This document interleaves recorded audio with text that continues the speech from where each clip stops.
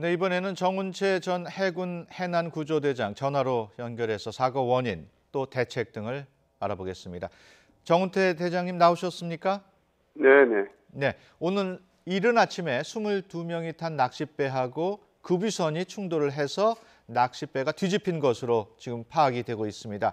지금 사망자도 계속 발생하고 있고요. 현재도 구조 작업이 계속 진행되고 있습니다. 현재까지 상황을 봤을 때 사고 원인 어디에 무게를 둘 수 있을까요?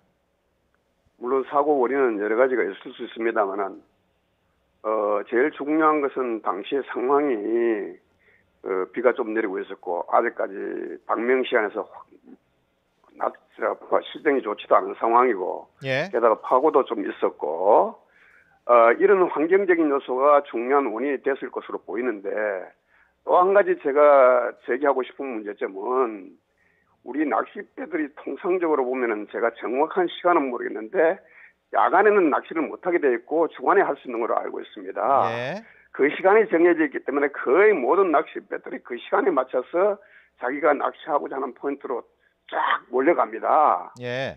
이런 여건들이 이런 나쁜 기상과 합쳐지면서 많은 어선들이 자기가 가고 싶은 낚시 포인트로 쫙 시간에 맞춰 가면서 예. 날씨도 좋지 않으니까 그 앞에 있는 그 유조선을 제대로 파악을 못하고 충돌하지 않았나라고 추정할 수 있겠네요. 예. 앞서 목격자의 얘기를 들어보면은 사고 당시에 갑자기 그 파도가 높아지면서 비도 많이 내렸다 그러는데 그런 기상 상황도 영향을 미쳤겠죠?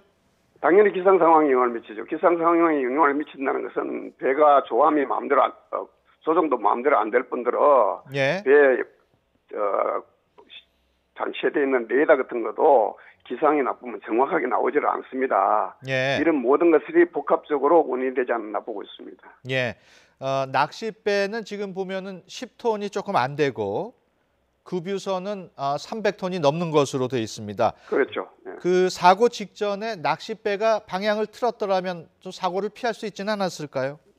물론 그렇습니다. 물론 뭐 충분히 보이고 식별이 됐다면 뭐 그냥 가서 부딪히진 않았겠죠. 예. 방금 말씀드린 대로 그것이 빨리 가겠다는 의욕이 앞서고 또 시정도 안 좋고 또 장비도 제대로 작동이 안 됐을 경우에는 제가 볼 때는 거의 모르고 무의식적으로 충돌했는 것으로 서로 느껴집니다. 예. 그래서 짧은 시간에 많은 사람이 다친 이유도 가장 큰 이유가 그 충돌에 의한 그 충격도 상당히 클 부분이 클 것이고 제일 큰 문제는 지금 현재 수온이 낮다는 거죠. 예. 그래서 아무리 라이프 자켓을 입고 있어도 라이프 자켓은 물 위에 띄워주는 역할을 할 따름이지 체온을 보존해주는 역할은 크게 못합니다. 예. 결국 그러니까 짧은 시간에 많이 사람이 인명피해가 난 이유는 갑작스런 충격에 의해서 충격도 있었을 뿐더러 수온이 낮다 보니까 저체온증의 거의 대부분 심장마비라든가 저체온증으로 많은 피해가 생겼지 않나 보고 있습니다. 예. 말씀하신 것처럼 이 충돌 사고에 가장 큰 영향을 주는 게 날씨였는데 날씨 중에서도 보면 오늘 안개도 있었고 파도도 높았고 말씀하신 대로 그 수온도 낮았고 네. 그 가운데 가장 큰 영향을 준 게 뭘로 봐야 될까요? 파도로 봐야 될까요? 제일 큰 것이 시적이죠. 예. 안 보이는 거죠. 안 보이는 것이 제일 중요한 문제인데 예. 안 보이게 하는 이유가 뭐 밤이라서 안 보이게 하는 경우도 있고 비가 내리니까 흐려서 안 보이는 경우도 있고 게다가 레이더가 제대로 작동을 안 하는 경우도 있고 이 정도 안 보이는 경우입니다. 예. 이것이 가장 큰 이유겠죠. 그리고 중요한 것은 조금 전에 앵커께서 말씀하셨다시피 이런 날씨일수록 조그마한 배들은 서로 우리 육상에서 교통이 복잡하면 더 조심하듯이 바다에서도 날씨가 안 좋고 배가 갑자기 많이 그렇게 그 어선배들이 나갈 때는 더 조심을 하고 교통 신호도 지고 교통 속도도 지켜야 되는데 예. 그런 것들도 복합적으로 잘못하니까 이런 사고가 터졌지 않나 보고 있습니다. 예.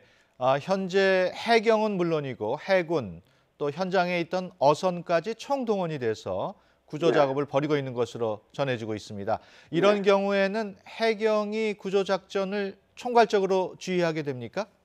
당연히 그렇습니다. 해상에서 일어난 모든 사고의 총괄적인 책임은 해경이 집니다. 예. 다만 지금같이 이렇게 긴급하게 갑자기 벌어졌는 해난 사고에 대해서는 사실상 해경이 총괄을 한다고 하지만은 해경의 전반적인 전체 업무 지휘는 총괄하지만은 실질적으로 보면은 이런 상황에는 어선은 어선대로, 예. 해군은 해군대로 각자 자기가 판단해서 가장 빨리 구할 수 있는 방향을 할 수밖에 없고, 이것을 다만 해경을 통해서 일괄적으로 보고를 하고 통제를 받고 하는 것이지, 여기서 총괄적인 통제를 한다는 의미가 꼭 정말 어떤 계획을 짜서 여기저기 정해놓고 하기보다는 예. 이런같이 긴급한 상황에는 해경이 총괄은 하지만은 어선은 어선대로, 해군은 해군대로 각자 자기가 판단해서 가장 구하기 쉬운, 또 구할 수 있는 장소에 가서 수색하는 것이 현실적으로는 그렇게 운영이 되게 되어 있습니다. 예.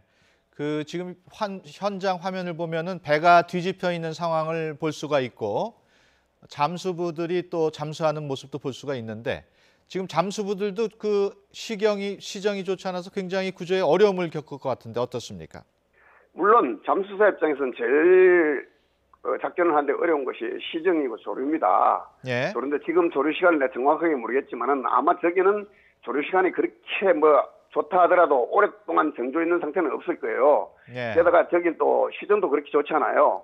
그래서 그것이 잠수하는데 가장 큰 문제가 되는데, 지금 현재 중요한 것은 저게 제가 지금 보니까 화면상으로 보니까 아직까지 다행히 예. 조난선이 그대로 있는 모습이 보였기 때문에 예. 우리 수색을 하는 데는 그나마 다행입니다. 왜냐하면은 저 조난선마저도 보이지 않으면은 실제로 위치 찾는 것이 가장 어렵거든요. 예. 그 사고 위치를 정확하게 안다는 것이 바다에서는 가장 어려운 문제인데, 다행히 조난선이 저기 있기 때문에 저 조난선이 정확하게 사고 위치에서 얼마 시간을 와서 저기 왔는지, 그 당시에 조류가 어떻게 했는지, 그래서 저 위치가 정확한지, 사람이 가장 빠졌을 위치가 어딘지, 그것을 판단하는 것이 현재 있는 잠수사들이나 현장에 있는 사람들이 작전을 하는데 가장 우선을 둬야 될 부분이 바로 그 부분입니다. 예. 왜냐하면은 가장 우리가 실종된 자가 많이 있을 곳을 집중적으로 가야 되는데, 그것이 어디냐 하는 것은 바로 사고 지점과 그 시간 이후에 조류가 어떤 방향으로 흘렀냐, 이런 것을 고려해서 수색을 해야 되는 것이 잠수의 지금 구조작전의 가장 우선 순위라고 할 수 있습니다. 예. 앞서 목격자의 얘기를 들어보면은 지금 어선과 해군, 해경 다 동원되고 있고 헬기도 동원이 된 것으로 전해지고 있습니다. 이런 경우에 헬기는 어떤 역할을 하게 됩니까? 그래서 여기서 헬기가 하는 역할은 어떻게 보면은 광범위한 넓은 범위에, 왜냐하면은 이 바다의 사고로라서는 의외의 변수도 항상 있을 수 있으니까, 예. 그래서 해경은 넓은 경우 광범위를 탐색해주고, 그 다음에 어선이나 이런 사람들은 좀 정밀하게 해주고, 작은 고문부터나 우리 잠수사들은 정말 가장 있을 만한 데 정밀 수색을 해주는 이런 업무 분담이 나름대로 되어 있을 겁니다. 예. 헬기가 직접 그 구조하는 거에는 좀 어려움이 있습니까? 그거는 왜 그러냐면 지금 현재 헬기가 그냥 수색용으로 왔는지, 탐색용으로 왔는지, 구조용으로 왔는지, 구조용으로 왔다면 구조잠수사가 타고 있는지, 예. 이런 것들이 다 고려가 돼야 되는데, 아마 지금 여기 온 헬기면은 어쩌면은 구조용으로 왔을 가능성이 높기 때문에 구조사가 타고 있을 수 있어요. 예. 이럴 경우에는 구조가 우선이니까 보는 즉시로 바로 구조로 들어가야 되겠죠. 예. 만약에 그것이 안 되면은 빨리 연락을 해서 구조 현장에 있는 구조팀을 글로 요청해서 부른다든가 이런 역할을 해야 되겠죠. 예. 그 지금 어선과 해군 또 해경 다 구조 작업에 총동원됐는데 구조 작업 가운데 가장 어려운 점 어떤 게 있을까요?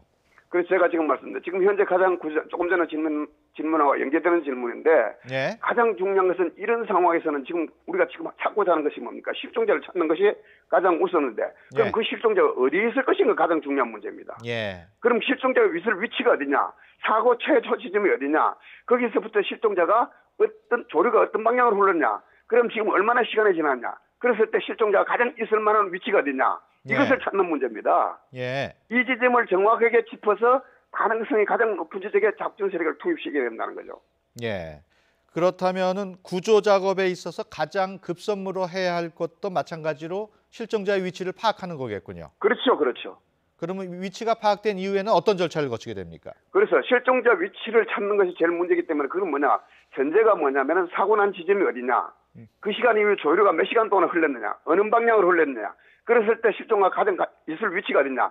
그 위치에 가서 우리 어선들이나 고문보트라든가 우리 잠수사들은 정밀 수색을 해야 되고, 대만 아까 말씀드린 헬기라든가 큰 대형 함정들은 그 외곽으로 흘러나올 것에 대한 외곽으로 광범위한 수색을 해야 되는 거죠. 예. 지금 그 낚싯배에 승선한 대부분의 사람들은 구명조끼를 일단은 입은 것으로 전해지고 있습니다. 네. 구명조끼를 입었는데도 사망자가 나오는 경우가 많이 있습니까? 그렇죠. 왜냐하면 아까 말씀드렸지만은 구명조끼를 입는다는 것은 무슨 의미냐?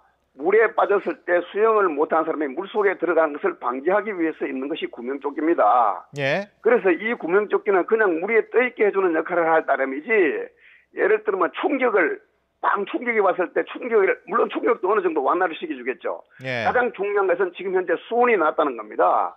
심장마비가 온다든가 저체온증이 오는 것은 절대로 라이프 자켓이 막아주지는 못한다는 거죠. 그래서 라이프 자켓, 구명이는 그냥 물에 띄워주는 역할과 식근한테 좋은 역할을 해줄 따름이지 심장마비를 막아준다든가 혹은 저체온증을 막아주는 데는 큰 역할을 못한다는 의미입니다. 예. 오늘 사고 시각이 대충 오전 6시 조금 지나서 발생한 것으로 돼 있고 배도 그 시각에 출항한 것으로 돼 있습니다. 출항 네. 시점이 조금 이른 건 아닐까요? 해가 뜨기 전일 것 같은데.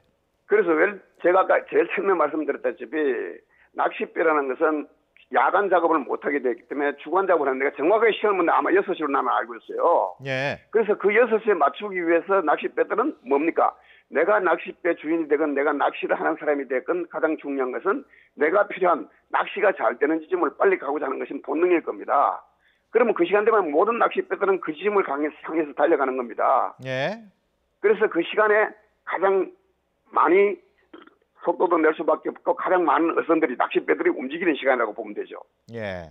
지금 말씀하시면서 낚시는 낮에만 할 수 있도록 돼 있다고 말씀을 하셨는데 예. 흔히들 주변에 보면은 밤 낚시 간다는 분들은 좀 규정에 좀 어긋나는 걸까요? 저도 그런 얘기를 많이 듣고 밤낚시 하는 사람도 봤는데 예. 제가 알고 있는 낚시의 원칙 규정은 야간에는 낚시를 못하게 돼 있는 걸로 저는 알고 있습니다. 저는 구체적인 법은 잘 모르겠습니다만. 예. 그래서 아마 그것이 딱 6시로 주간으로 맞춰놨기 때문에 그 시간에 맞춰나가기 위해서 낚싯배들이 어느 시간에 일정 시간에 동시에 출항하는 걸로 제가 알고 있습니다. 예.